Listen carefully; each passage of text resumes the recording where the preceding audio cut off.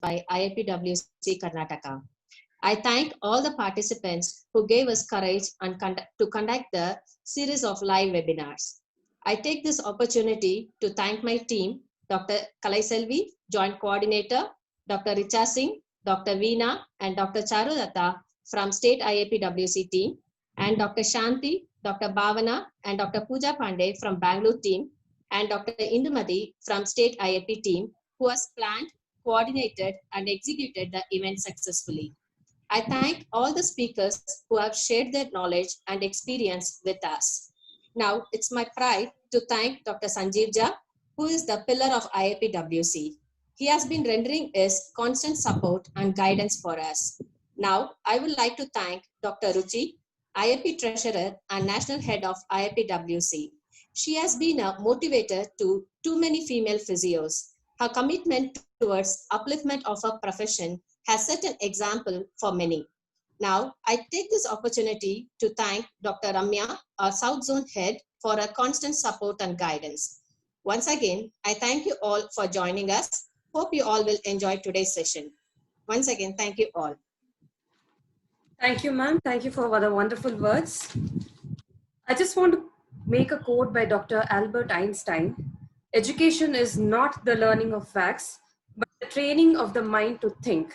So here in IIPWC, we have been constantly working throughout the last couple of weeks to make all our participants to think rather than just learning the facts. Today, it's my wonderful opportunity to introduce you Dr. Madhavi, who is from Hyderabad, who is having a MPT in orthopedics. She is a childbirth educator and pelvic floor rehab specialist from Durgabai Deshmukh of Research from Hyderabad. Dr. Madhavi, now I would like you to start the webinar. Thank you. Thank you, Dr. Shanti. I hope I am audible. Yes, ma'am. I'll start sharing my screen. Sure, ma'am. And is this visible? Yes, ma'am. It's perfectly visible. Okay. Thank you, Dr. Shanti. So just getting into this topic of how the birth ball works wonders and does magic during the labor, I just want to tell a few words. In this 11 years of experience as a postgraduate, I have been working in the field of orthopedics in physiotherapy. Since about 5 to 6 years, I think, I started working in women's health physiotherapy area too. And we all know that it's usually that we deal the antenatal exercises, the breathing exercises, the relaxation technique, the postnatal toning up and all such things. But as I have been working in these areas, my gynecologist used to tell me that the pregnant mother, the lady who is in labor, is just lying on the bed and sticking onto the bed, not moving at all, even after asking them to move about, so that the labor would progress. So these were the things I used to hear from the doctors, and the pregnant mothers used to tell me that we are scared because the due date is approaching and all such things. So I thought I should get into something more, do apart from the exercise part, educate them, teach them on how to manage these labor pains, and have a good progression throughout this stages of labor. So then I have done some certifications and all, and and when I started working with the laboring women also, I found a very good improvement in this area. So today I thought that I should share this importance of little movements and exercises which when done during labor work wonders for the mother. So because many of the female physios are there in this webinar, as well as male physios who are working in this field in women's health area, I hope that this would help all of you all. So getting into this topic, magic of birth ball exercises during labor. So according to the Irene Bobak, labor is a process of moving the fetus, the placenta, as well as the amniotic membranes through the uterus and through the birth canal. So the average length of labor is about 14 hours for a primipara, That is for the pregnant a mother who is pregnant for the first time, and about 8 hours for a multipara. So this is what I'm talking about, the average length. It's not the it can be a little longer, it can be a little shorter, but the average length of labor is usually about 14 hours. So the labor is again divided into 4 stages. This is given by Adele Pilliteri. So they are first stage, second stage, third stage, and fourth stage. So coming to the first stage, this stage begins with regular uterine contractions and ends with complete cervical dilatation at about 10 centimeters. So what is the cervix? So cervix, you can see here in this picture, this is the uterus body, this is the fundus body, and this is the cervix, and this is the vaginal canal. So cervix is the entrance of the uterus. So this cervix has to dilate. The baby is inside the womb, and if during the pregnancy the cervix is closed, so unless it opens, the baby cannot come. So this cervix is nothing but the entrance of the uterus. So this is what I was telling you all about, that it should dilate or at about 10 centimeters. And the first stage is again divided into a latent phase and an active phase. Latent phase is usually mild. The mother feels irregular uterine contractions, and here the cervix is firm and thick structure. So usually the pains are mild. Contractions, uterine contractions are elicited as pains. So in lay women terms, they would say that they are getting pains.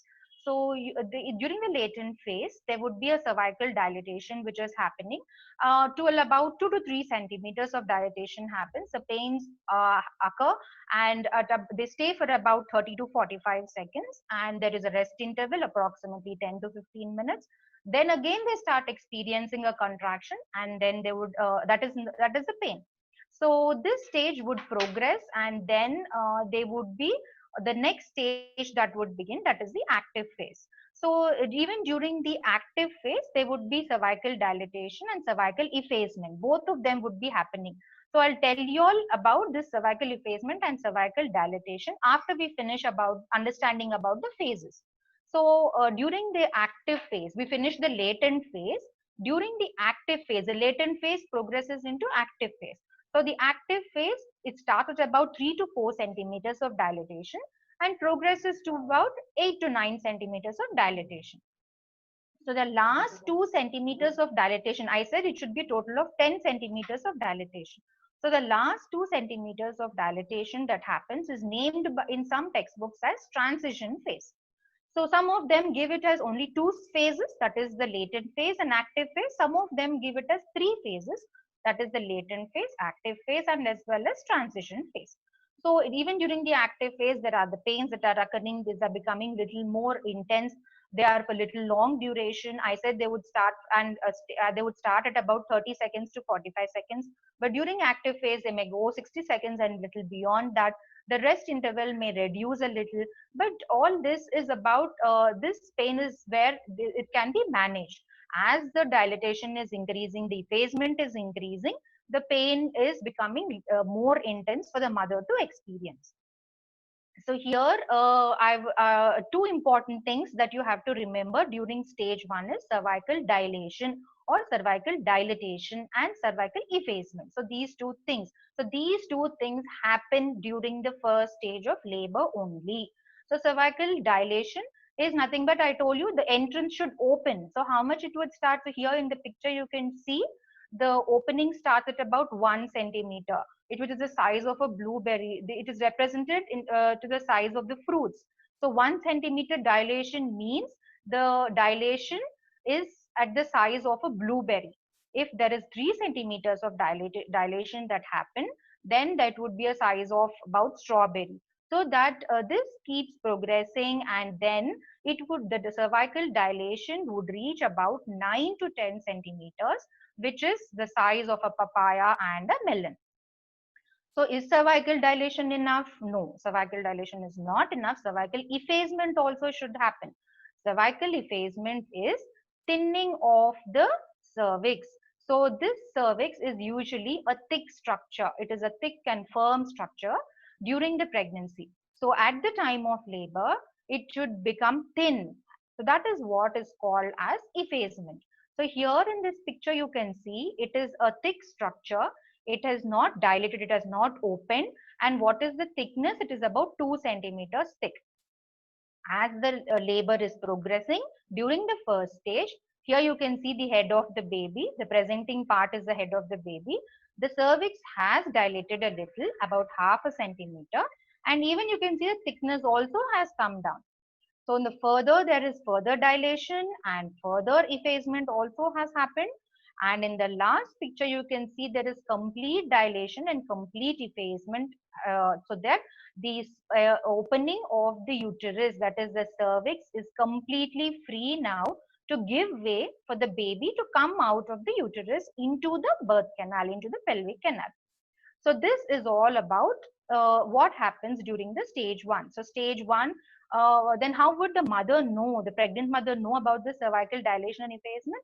She would not know, but when she approaches her doctor, then the doctor would examine, do a pervaginal examination, and then they would determine whether there is effacement that has happened, whether the cervix has dilated or not. They would check for the position of the baby and the presentation of the baby. All these things are checked by the gynecologist. So in brief, stage 1 is nothing but cervical dilation and cervical effacement. So the same thing, I just want to show it to you all in the form of a balloon. So this balloon is nothing but the uterus, and you can see here the cervix. The cervix is you can see how long it is and it is a thick structure. So when there is pain that is coming, that is a uterine contraction that comes. So now can you see that the cervix has become thin now? It is becoming thin, and it is becoming short. So because of which, now can you see the head of the baby? It is dilated. It is dilated and it has become thin. So it is effaced and dilated also. So the head of the baby, the red color thing that you see, is the head of the baby. So on further contractions, you can see further dilation and further effacement that are happening. So you can see the head of the baby. So we don't see actually here. I'm showing it here to you all. We don't see. The doctors cannot see. They just examine. They just palpate. For you all, I'm trying to show you what is dilation and what is effacement that happens with the help of this balloon. Okay. So this is about stage 1. So the length of stage 1 is usually about 8 hours. So here you can see the dilation, the effacement. It is a thick structure. The cervix is closed. The cervix is open now. It has become thin. It has become further thin. It is paper thin now. And the dilation, cervix is also dilating. It is becoming effaced. It is also dilating. So about 1 centimeter dilation, and see the 10 centimeters dilation, which will allow the baby to come out. In some situations, maybe this active stage, this may get prolonged. Usually, what does WHO say? This is a WHO poster that you can see here. So what does WHO say? 1 centimeter per hour is usually the labor progression. 1 centimeter per hour. So labor should progress at a rate of 1 centimeter per hour during the active stage. But sometimes this may get delayed. So then the doctor may start doing some medical intervention. That is, maybe they would opt for a cesarean or something. Instead, what does WHO say? Do not take this once if there is no progression. Do not take this as a threshold. Do not take this as a threshold and start doing some medical intervention. Instead, let the mother get up from the bed and start moving and do some simple movements, and maybe that can allow for the progression to happen. If it is not happening, then yes, some other medical intervention has to be done. So now coming to the second stage. Second stage of labor is about delivery of the baby. So delivery of the fetus. So delivery of the fetus, again the second stage is in phases again. It has 3 phases, that is the resting phase, descent phase and crowning phase. So resting phase, again some books do not define it because this is not seen in every labor. Sometimes the body may skip this resting phase and proceed directly to descent phase. Resting phase is nothing but, as the name indicates, the mother may get a short period of rest where she doesn't feel the contractions. Second phase is the second stage is the stage when the mother gets intense pains. So during the descent phase, the mother experiences lot of pain, and during this there are various sequence of events that are happening during the second stage of labor, That is, the baby moves out of the uterus, rotates, then descends to the birth canal, and finally the baby is born. The fetus is born. So this stage, it lasts for about 1.5 hours to 2 hours in a primipara. It may be a little shorter for a multipara.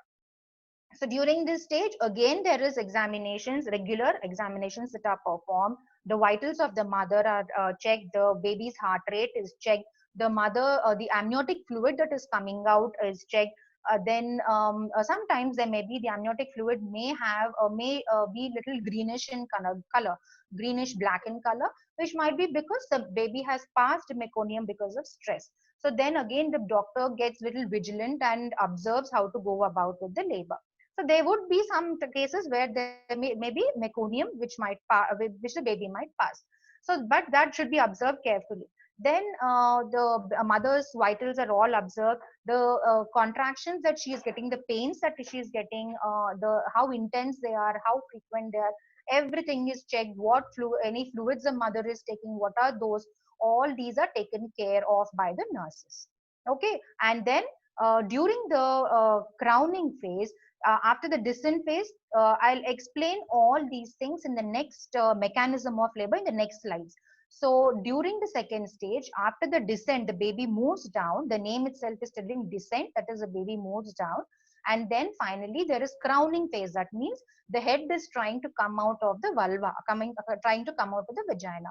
So that when that starts happening, the mother starts feeling in very intense pain. It is like a rim of fire because the head of the baby is constantly applying pressure near the vaginal region. The vaginal region is stretching around the baby's head, and it is like a fire. The mother experiences there is a rim of fire over there.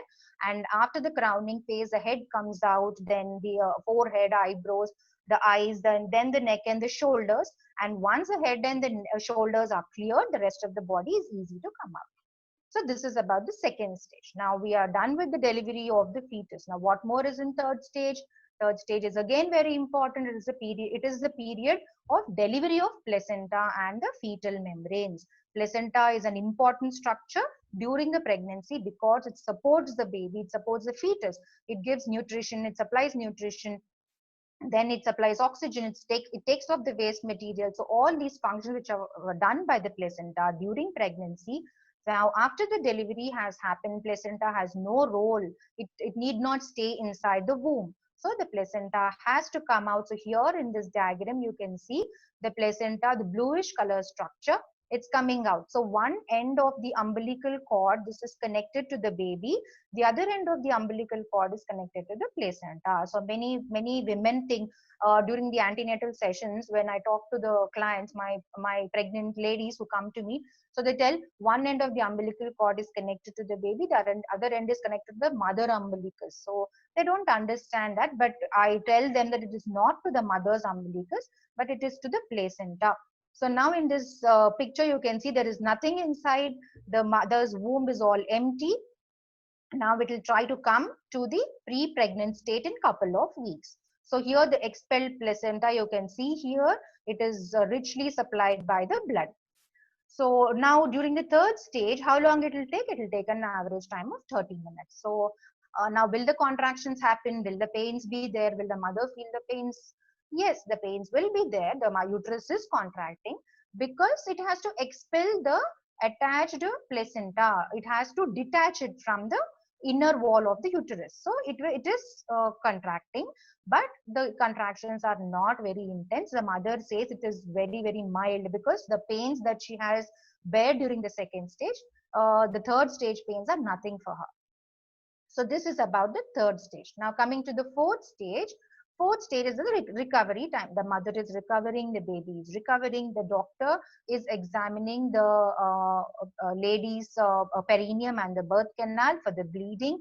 And if there is any kind of vaginal tear or if there is an episiotomy, then they have to suture it, because when suturing is done, there is better healing also that happens. So usually this also takes about 30 minutes. So these are the 4 stages of labor. So stage 1 in brief is about cervical dilation and cervical effacement. Then stage 2 in brief is about fetal descent and crowning, and the baby is coming out. So that is delivery of the baby. Stage 3 is about delivery of placenta and the amniotic membranes. Stage 4 is the recovery time. So whatever I've told you all, what is the mechanism? How is the baby moving during these stages? So that I'm going to explain now in brief.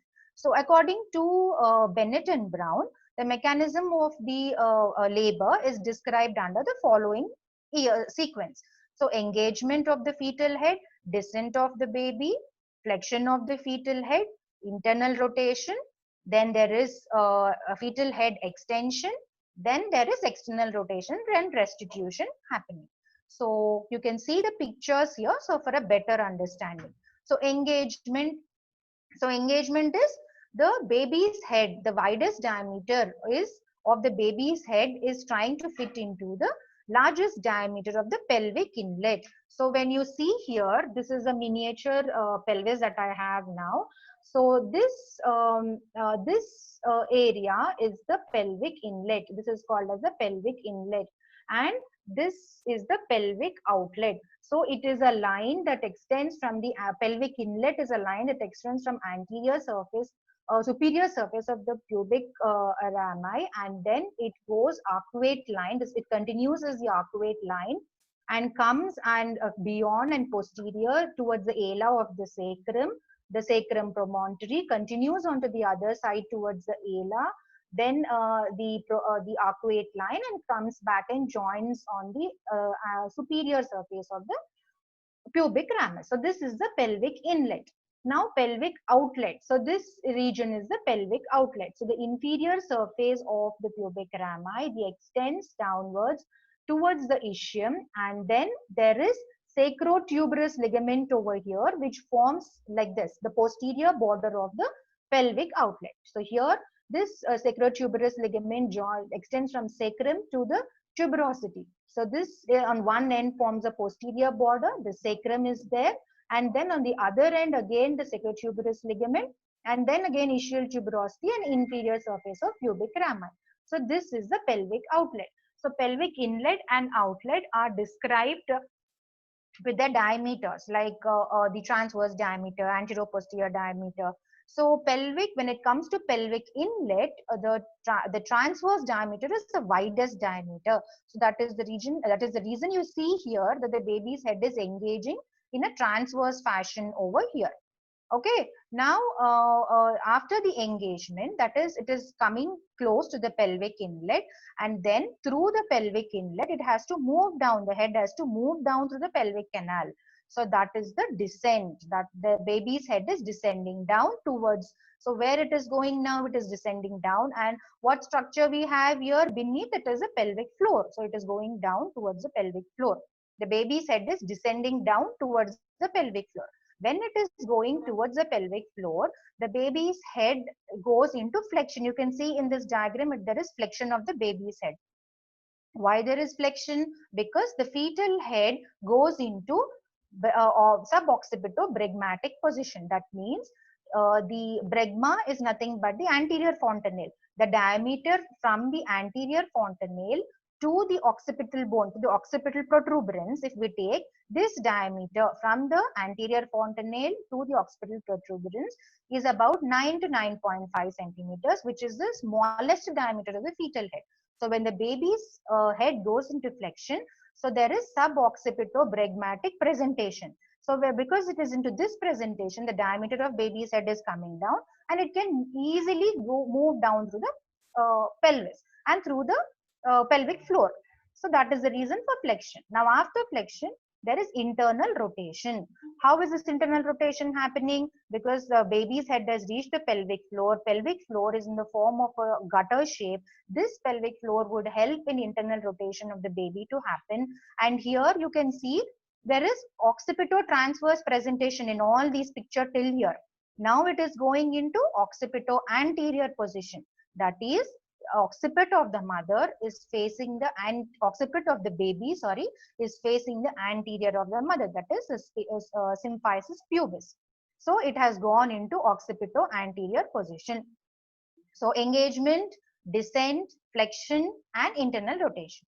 Next, after this, they would be crowning. So crowning, this is I told you all about crowning in the second stage of the labor. So crowning, the topmost region of the head of the baby starts becoming visible. So that's why that which is called as a crown. The topmost region of our head is called as a crown. So when that is becoming visible, it is called as crowning.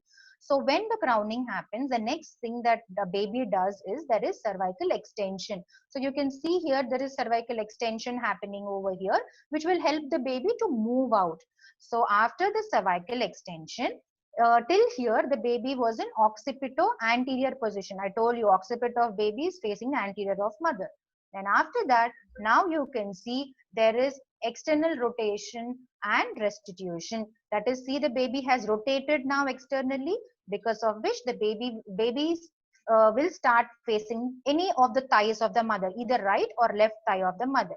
So when the baby's head is rotated externally to face one of the thighs of the mother, then the shoulders and the rest of the body should also align along with the body, along with the head.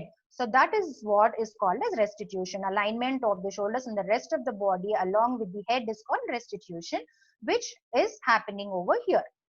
Then after that, the head, as it is coming out in this external rotated position, there is slight downward traction which is given by the doctor or by the nurse. Why is this slight downward traction given?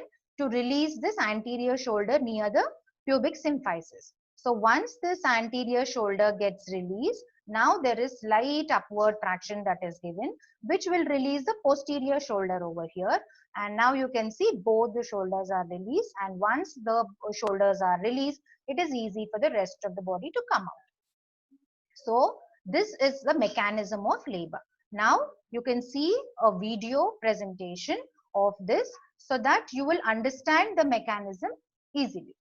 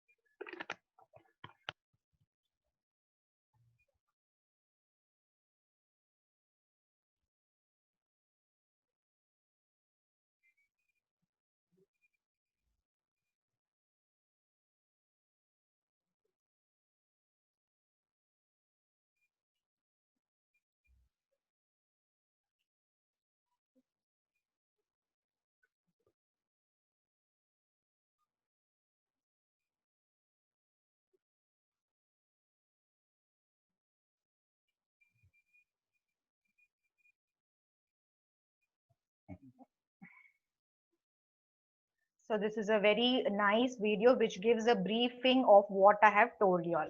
Now coming about the healthy birth practice. So what is this healthy birth practice? Usually a normal physiological labor and birth is powered by the capacity of the mother, of the pregnant woman, and as well as the fetus. And it is all hormonally designed.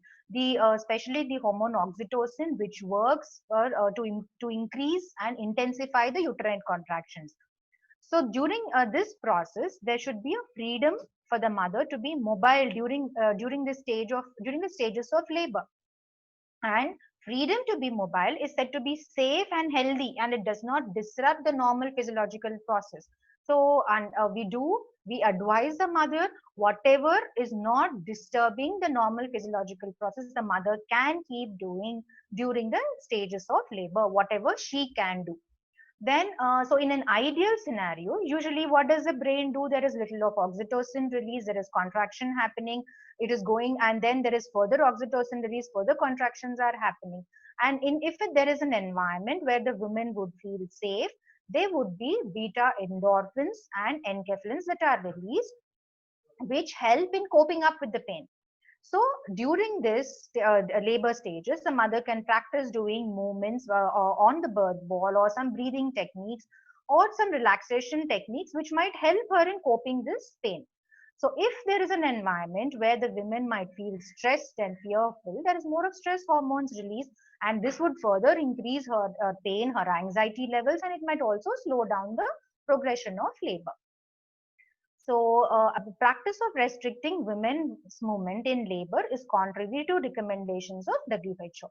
So, the women should be informed about the benefits of upright positions. They should be encouraged and supported to take up whatever positions they choose, and should not have their freedom of movement options restricted unless it is clinically indicated. If there is some problem, then the women should not move. Otherwise, the women should be given the freedom to move. So here you can see again the WHO poster where the WHO says that the women, the laboring women should be respected and she should have the dignity.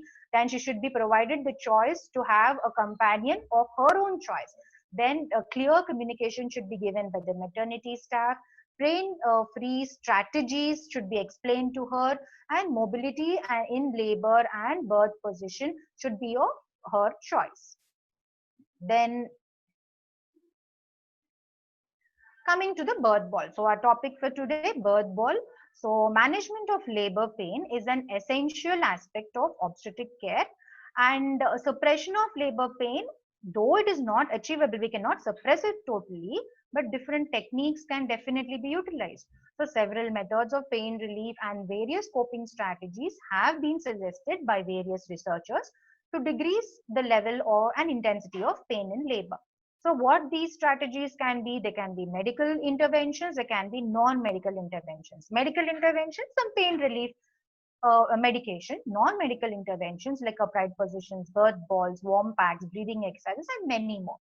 So what is the call of the duty at present? It is to reduce the use of pharmacological approach and suggest suitable alterations such as birth ball exercises, which manage to decrease delivery pains and limit the use of drugs. So according to WHO, this is the cesarean delivery, the rate should be, the optimal range should be between 5 to 15%. And WHO said in almost all Indian states, there is a significant inclination. It has crossed this range, many of the Indian states. And WHO says it becomes a burden on the health system because it enhances the risk of manifestation of major health problems of mother and baby. And not only that, it might become a financial stress to the family also. So the introduction of birth ball as a tool for improving the experience of labor, this is nothing but an air-filled rubber ball. So it is strong. It should be strong enough to support the weight of the mother, and it should be a soft surface so that mother can sit and lean on it and do some simple exercises. It was first introduced as a childbirth tool by Perez and Simkin in 1980, who provided childbirth education to students, nurses, and other professional assistants. So Perez stated that use of birth ball was physically beneficial during labor and pregnancy also. Use of birth ball incorporates movements and exercises which theoretically help the fetus find a better fit through the pelvis, and as well also promotes the labor. Birth ball is also known as fit ball, Swiss ball, physio ball, and Pedsy ball. So its use is physically beneficial, as I told you, during pregnancy and labor.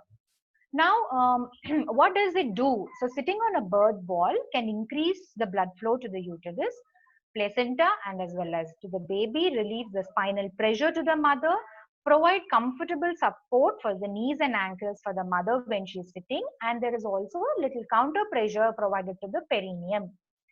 So this plays a key role as now a non-pharmacological method of pain and anxiety relief, as well as enhancing the positive birth experience by achieving good labor progress and outcome.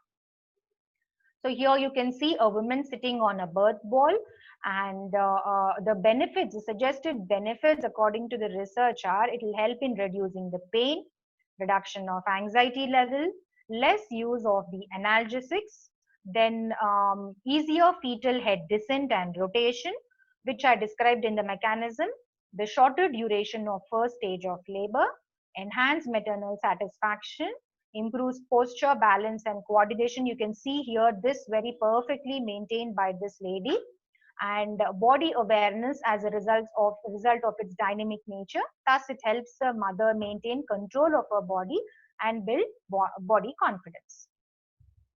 So now what size of the ball should one be prescribed? It depends on the height of the mother. If somebody is up to 5 feet and 8 inches, then they can go for 65 centimeters ball. If somebody is too short, maybe around 5'2" or something, they can go even for a 55 centimeters ball.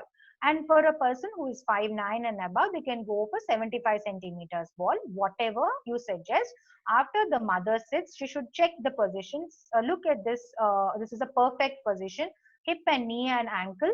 So hip and knee are almost in a straight line. Hip and knee ankle form almost 90 degrees angle. But see, this is a wrong position. So this cannot be advised to the mother.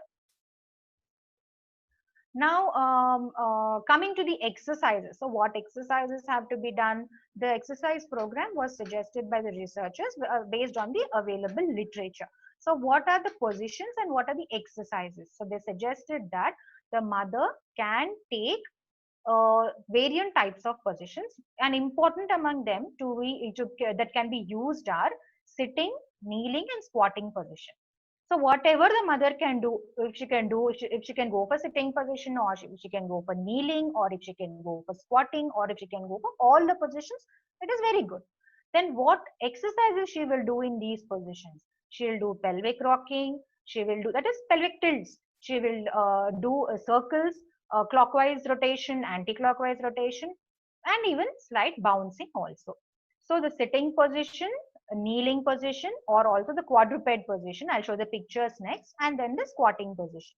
So all of them should be suggested, the mother should be suggested that she should be doing these exercises of pelvic rocking, circular movements, and slight bouncing in all these positions, whatever position is possible for her, for up to 10 to 20 minutes every hour when she is in labor. This she can do up to 10 centimeters of dilatation. That means throughout the first stage, she can keep doing these exercises. So here you can see in these pictures, she's sitting here and doing a little of rocking movements, that is pelvic tilts forwards and backwards. Side to side pelvic tilt can also be done. Then here she's sitting and she's leaning forwards, and the husband helping her with little of low back massage. And here she is standing and lean standing, and in this picture she is in kneeling position with the pillow under the knees. This is also said to be a quadruped position because she's taking support on the ball. The same thing, but here you see that it is the hugging position of the ball, which is more comfortable than this. And if she is able to do, then she can also go for the leaning onto the ball with the ball to the wall support.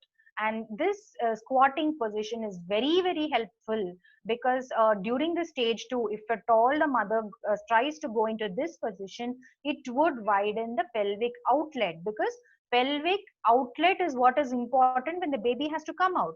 Pelvic inlet is important when the baby has to descend.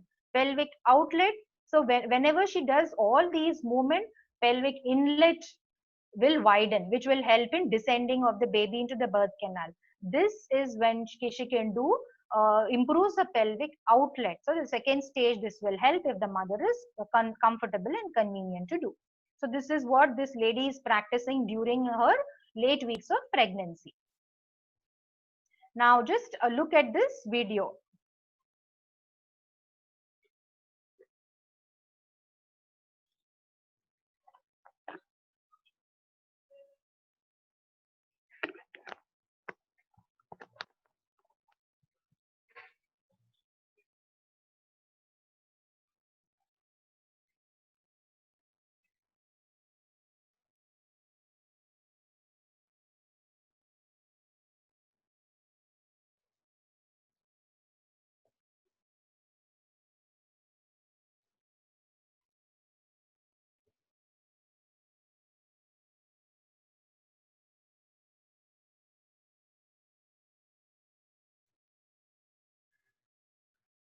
Sorry to interrupt you, Dr. Madhavi. The video is not playing.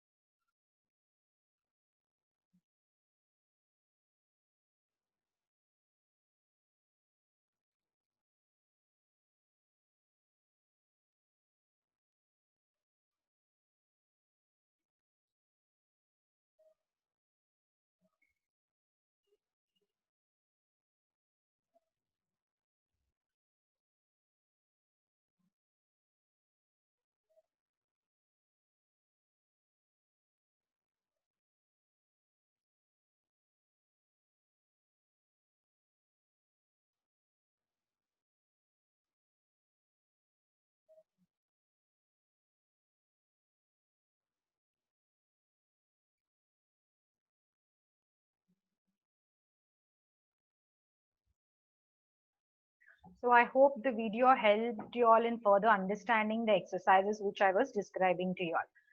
So what does research say now about these exercises? So these exercises were proved to improve pelvic rotation and also enhance pelvic mobility. So I was telling you all about the inlet and outlet and all those things, and even the pelvis is a rigid structure, you all know. But during the time of labor and in the late pregnancy, there is influence of hormone relaxin, which tries to improve the increase the laxity in the pelvic bones. So even then, it is just about few that the pelvic bone can move.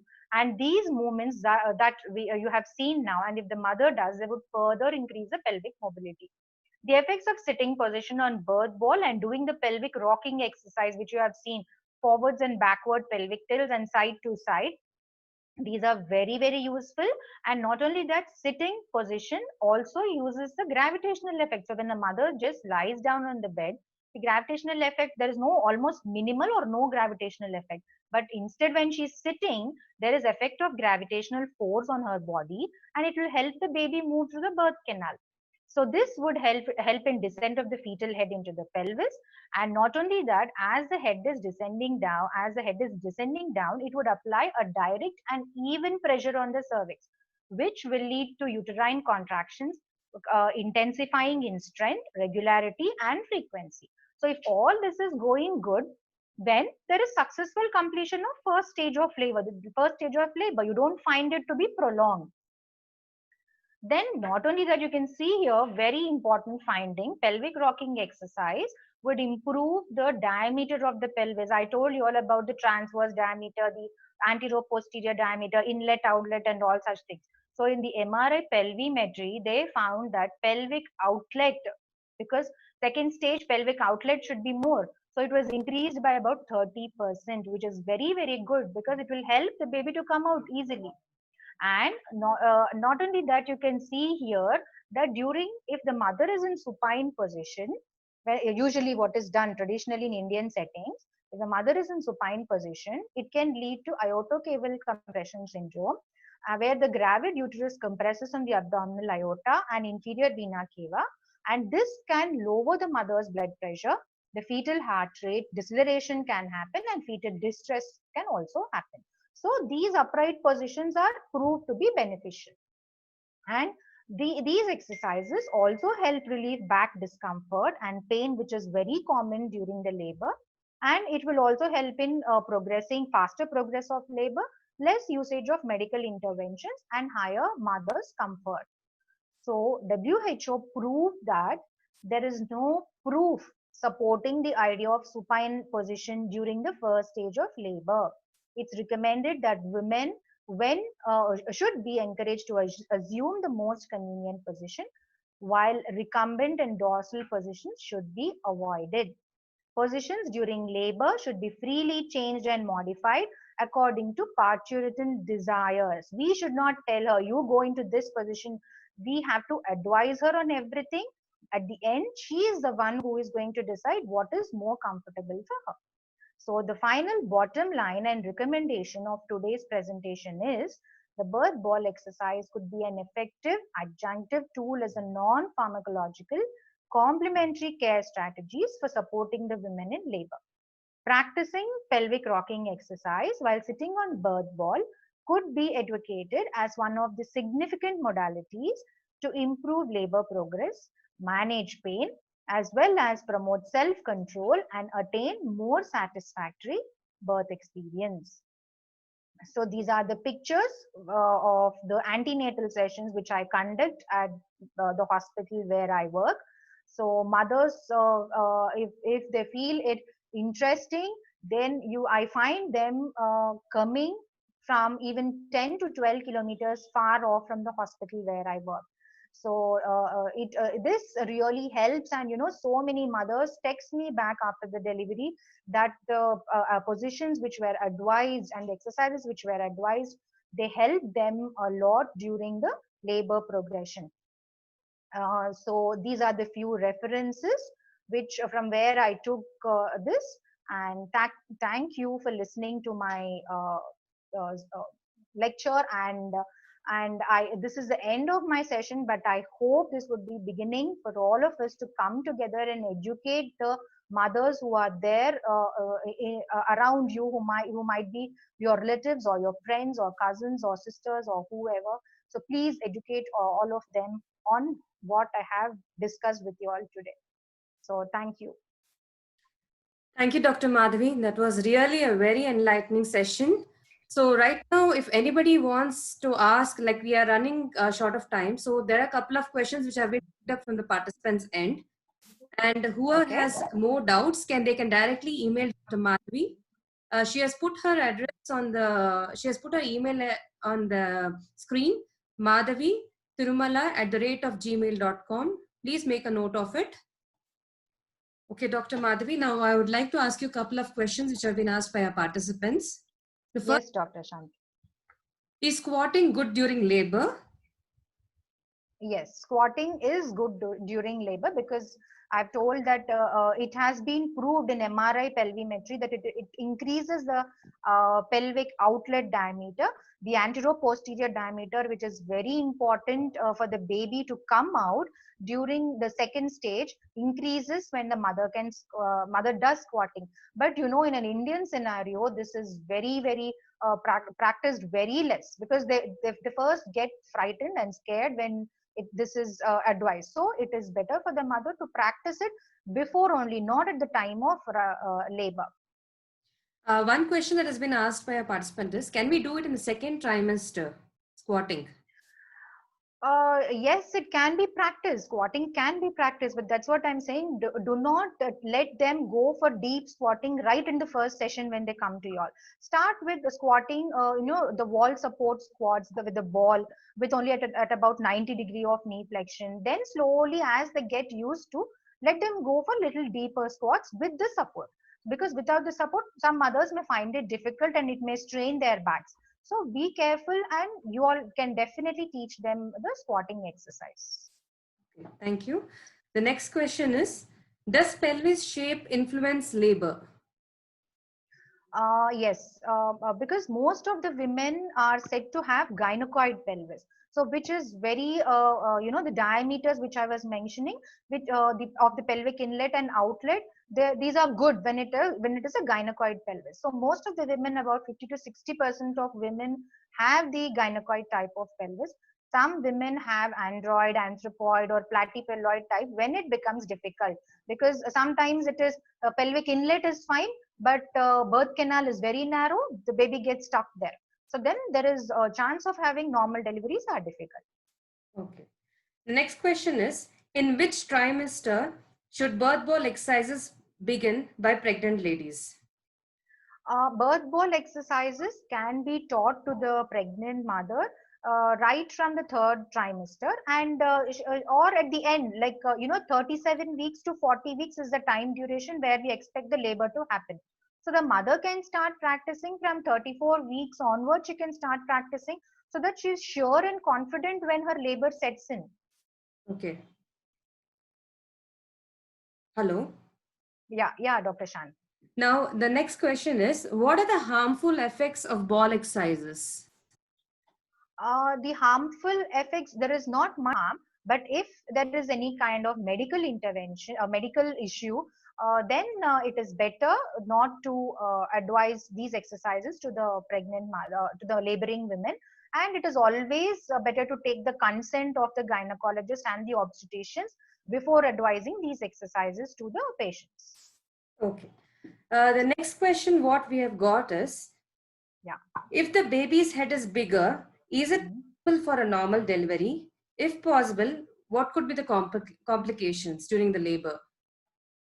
If the baby's head is huge or the baby itself is huge, then it is difficult to have a normal labor, because I was telling you, it depends on again the type of pelvis the mother has. If the mother is short statured and all, also it might become difficult. The head doesn't descend downwards. The birth canal, the baby gets stuck in the birth canal. So huge head and huge babies, sometimes babies are about 4 kilos. Usually in an Indian scenario, we see up to 3.5, 3.6 kg. Sometimes they are 4 kilos. Then it might become difficult. And on that, if the mother is short stature, it's tough. Okay. One question is, would not the ball obstruct the crowning? Is it only during the first stage or also during the second stage of labor? Yes, that's what I've mentioned in the slides. When the 10 centimeters of dilation is happening, that's when the mother uses the birth ball. That is the first stage of labor. If it is second stage of labor, the mother, if she is very proactive and the entire medical situation is going very well, then she can go for the squatting position. I've shown the pictures. The video doesn't show that, but the pictures I've shown. The squatting position she can go where the pelvic outlet is free. The baby can come out in that position, if at all the mother is willing to do. Okay. Ma'am, one more thing, last question. Yeah. Yeah. In the later stages of pregnancy, we see that many women, they feel fatigue. How can we incorporate these ball exercises in those kind of women? Yes, fatigue is very, very common. First 3 months and last 3 months, the mothers keep telling that they are fatigued. They don't do much of the work, but still they feel fatigued. So, but you know, the exercise they start, that itself will energize them. That you have to educate them, even to whatever extent. See, it's not like you force them and make them do 30 minutes. You have to do no. To whatever extent they can do, they can, and it will definitely energize them and they feel like continuing it further. But yes, fatigue is there during the last trimester and as well as first 3 months. This is all majorly because of the hormonal influence. And during the last 3 months, last trimester is about the growth of the baby. So the first 3 months is about the formation of the organs, the next 3 months is about the growth of the organs, and the last 3 months is the growth of the baby. So the baby is growing, amniotic fluid, weight, blood volume, all of these are increasing. And if the mother is not fit enough, if the core is not strong, lower body is not strong, that would further add on to the fatigue levels increasing apart from the hormonal influence. So we can push them a little with the exercise, but let them understand, educate them about the importance of all these things. They would definitely do and follow whatever we tell them. Okay. Okay, ma'am, thanks a lot. That was really a very enlightening session regarding labor, pregnancy, and ball exercises for all the women out there. And I would really thank all the effort that has been taken by you to make the session such a wonderful interactive session, ma'am. Thank you, Dr. Madhavi. Thank you, IAP, and thank you, IAP Women's Cell Karnataka, because you all have given me this chance. And special thanks to Dr. Sumita and Dr. Shanti. I hope this would help many women out there, and especially during this lockdown. Definitely. Because many people are looking for suggestions and advices, and during this when they are in labor. Yes, ma'am. Yes. Thank you. Thank you. Thank you, ma'am. Thank you. Now I would like to thank all the participants who have made this webinar a grand success for all of us. First, I would like to thank our IAP Central team, Dr. Sanjeev Jha, Dr. Ruchi Varshini, Dr. C.K. Sendal sir, Dr. Rajan Samuel sir, Anjani Kumar sir, and our IAP South Zone Head, Dr. Ramya Sendal Kumar, and last but not the least, our IAP Women's Cell team, which has been headed by Dr. Sumita, Dr. Kalai Selvi, Dr. Richa, Dr. Charulata, and also my team members, Dr. Pooja Pandey and Dr. Bhavna. Thank you. It was wonderful having you all here. Thank you, participants. Without you, the success is not possible. Thank you. And with this, I end our webinar. Thank you.